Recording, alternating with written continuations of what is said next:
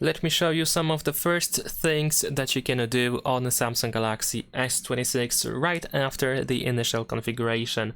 So if you are not sure what to do at first, then the first thing that you can do is you can check notifications, because usually over here, right after the initial configuration, you can find this option, finish setting up your device. And this option allows you to go through some of these options that you can also find during the initial setup. You can consider this like a second chance to do something that you didn't do during the initial configuration. So for example, if you didn't transfer your data, maybe if you didn't set up the screen lock password, then of course you can use that in order to do so again. However, it is not necessary to do so. You can still do many of these things by going to settings.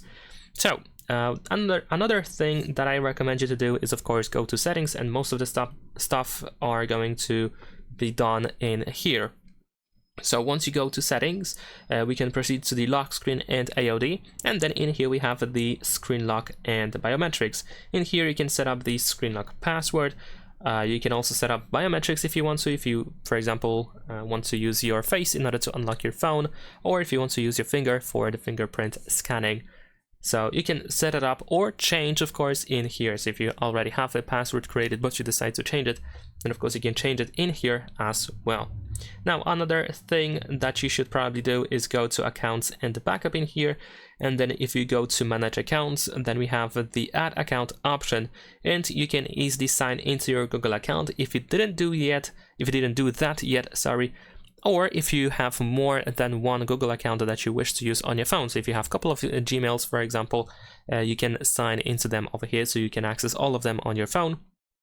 And also, if you decide to use a Samsung account, then you can sign in over here as well. Or you can, of course, create it as well. The sign up page is right there too.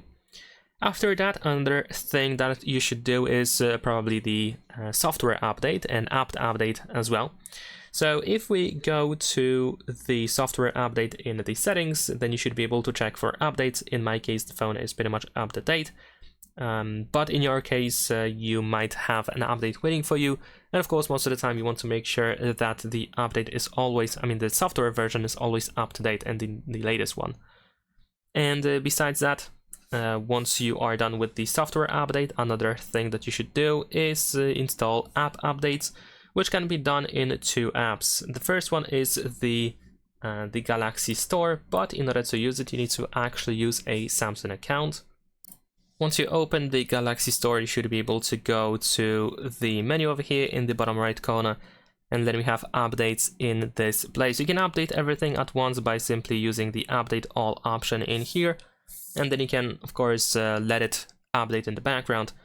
There's also the Play Store, and in order to use the Play Store, you need to use the Google account. So if you didn't sign into your Google account, you will have to do so to be able to update your apps.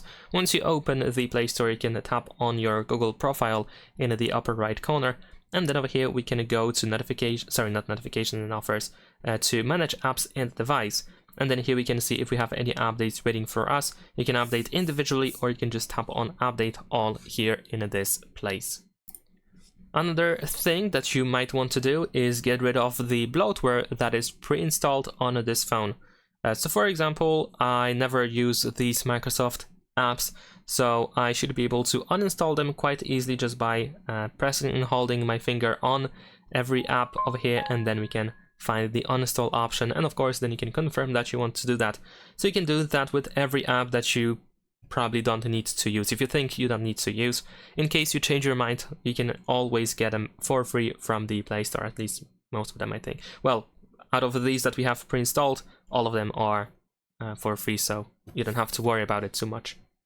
The next thing that we're gonna do is go through the security settings. So if we open settings on our phone again, then we can find security and privacy, and then in here we can find, for example, the lost device protection, where we can find the Find My Mobile. And this allows you to potentially find the phone in case it is lost or stolen. You can also send the last location, and also you can toggle offline finding. There is also the theft protection, which I also recommend you to use. Like we have the identity check, the theft detection lock, offline device lock, failed authentication lock, and the remote lock as well. Besides that, we're gonna also go to the display settings. So if you open display settings over here, you can of course make some adjustments for your visual pleasing, I guess, if I can say it like that. For example, you can choose the light or dark mode. You can also go through dark mode settings in order to make it automatic, for example, so it switches back and forth at a given time.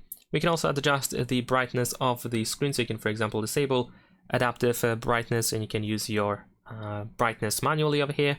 We have the motion smoothness, which decides the refresh rate on the display.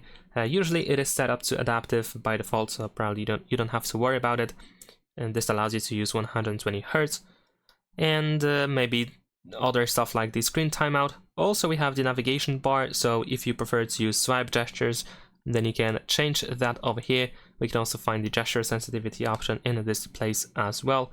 For buttons, you can change the button order in here. And yeah, so I think in the display settings, that is pretty much it. We're gonna also go to battery settings as well, because I think they are quite important as well. For example, we have the battery protection, which you probably want to use. It is recommended to use something, at least the basic one, which is actually enabled by default. But in case you want to set up the maximum one, to set up like something like a hard cap limit for the battery, like for example 80%, then of course you can do so in here. Also, we can find the charging settings, where you can manage fast charging and fast wireless charging, so you can turn it on or turn it off quite easily. And I believe that is pretty much it in the case of the battery settings. And the last thing that I want to show you is the app drawer. So over here in the app drawer, if you tap on these three dots that we have in the upper right corner, then you should be able to find the sort option. And if you prefer to have alphabetical list, then you can switch to the alphabetical order. And now you can swipe up and down on this list, just like you can do typically on an Android smartphones. If this is more convenient to you, then of course you can do something like that. And if you decide to switch back, then of course you can switch to the custom again to have pages. And that is pretty much it. And if there's anything that I didn't mention in this video that should I've mentioned, then of course let me know in the comments. And that is pretty much all. And also, if you're looking for more tutorials and guides for Samsung Galaxy S26, or if you're looking for some information about this device, then be sure to check out my channel. I have a bunch of videos for this phone. And that's it. Leave a like and subscribe.